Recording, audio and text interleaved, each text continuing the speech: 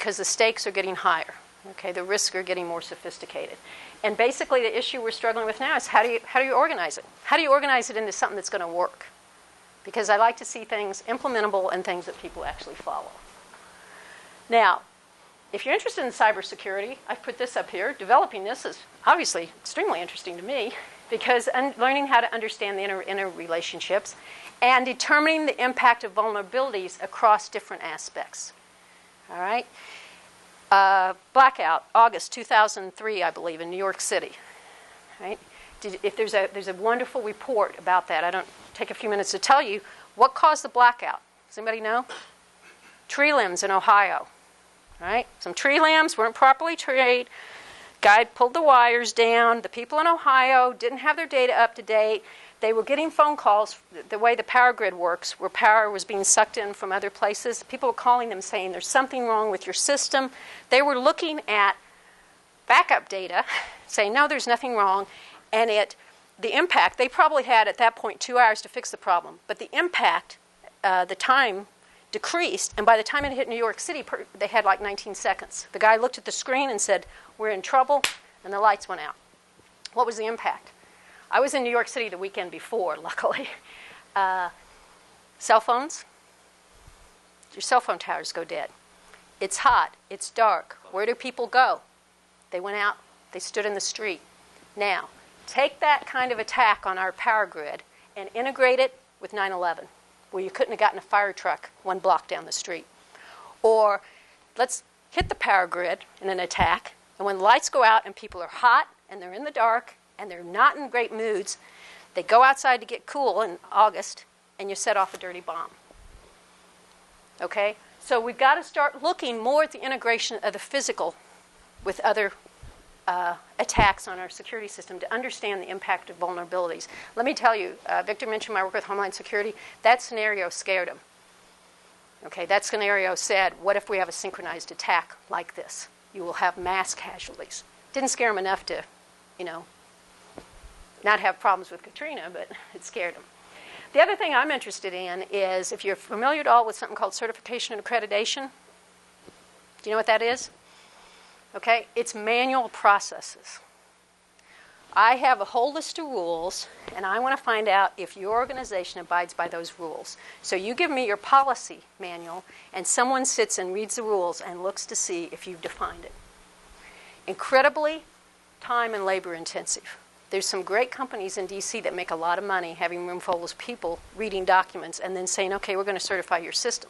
Now, it doesn't audit them to see if you're really doing the process, but it does do that. To me, that's a wonderful opportunity for a computer approach using some of Victor's ideas. Okay, let's stretch our imagination the last few minutes. What are the next frontiers? We didn't use our imagination enough. Okay? There were plenty of warning signals before 9/11 that somebody could use a plane as a missile. There was an attack on the Eiffel Tower. The pilot said, in French, hell no, I'm not going to fly into the Eiffel Tower. Okay, 10 years before. This is the kind of mindset we need to get when we talk about security.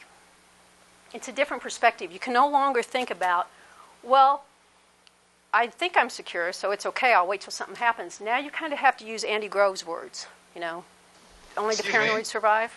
Title of his book, The Guy Who Started Intel. Hello? It's to think. Hello? Yes.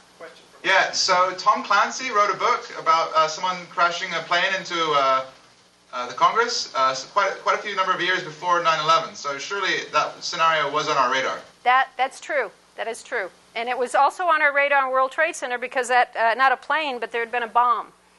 Yes, I agree with you. In fact, a friend of mine at the Pentagon in the 90s wrote a report about, how many of you have been to D.C. and the subway system? About how easy it is and the physics of the subway, that if you put off certain kind of bomb or certain kind of gas, you could shoot down the subway.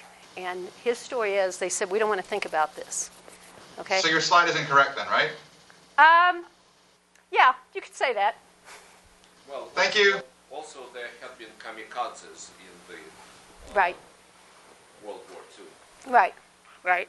But to get back to my point, if you never thought about what might happen, when something happens, you won't be able to act and react rationally.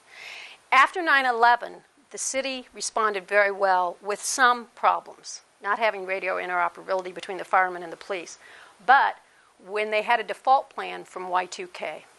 So they had thought about something that could happen, and even though that didn't happen, it gave them, in the face of a disaster, a way to act and react rationally.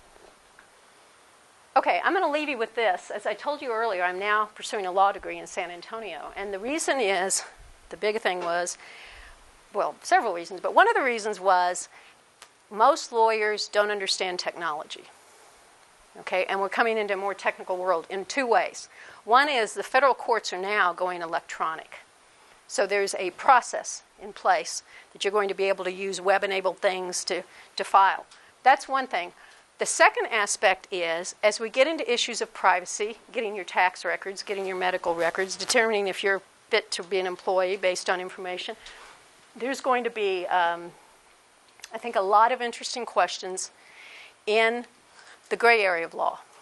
Most law is based on statutes or what's called common law. There's not a good common law case basis right now for a lot of the privacy issues. This is a quote by Chief Justice John Roberts. Just a few weeks ago, I picked up off a law blog that he alludes to this. So I kind of wanted to end with that because I hope kind of spurred some thinking. Any questions? Yes, sir.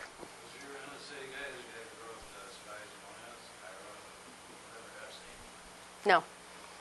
No. I will tell you one thing he's told me, so I don't think he would mind my repeating it. There were 11 trained.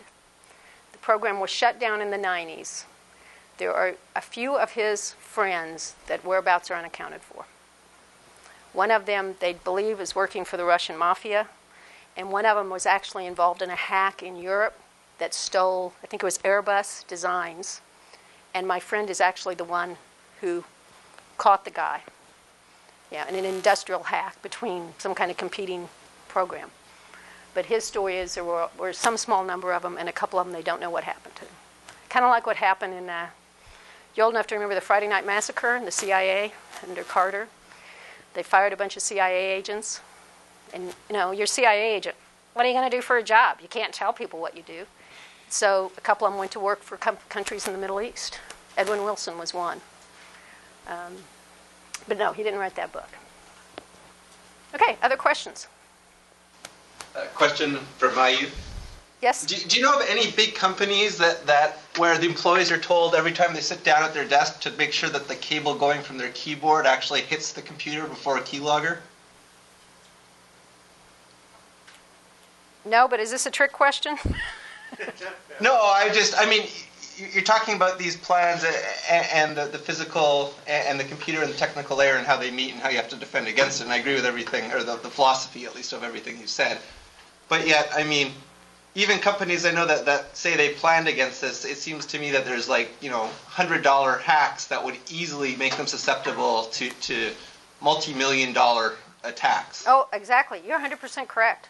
And I'm just wondering, I mean, I assume you consult for a lot of these companies, whether you've seen anything. I mean, I guess that's my curiosity is, you know, I can get people's passwords for systems just by doing this easily. I mean, as a faculty member, when I'm at, say, the school, public terminals at the school, I always trace the terminal cable because I don't see why I should trust it. But I think I'm a paranoid what's to prevent somebody from just picking it up from a wireless communication device? I don't think our students are that sophisticated. Okay, let me tell you something that did happen. College Station, Texas, home of Texas A&M University, in December, a bunch of students went to do Christmas shopping and their debit cards failed. One of them had found out that his bank account was $8,000 overdrawn. Okay? There was a little bit of panic. They couldn't figure it out. And what they honed in on is that no one from Wells Fargo or Bank of America was hacked. And so they kept thinking it's these smaller Texas banks. That was complete coincidence. They went down the rabbit hole. Office Depot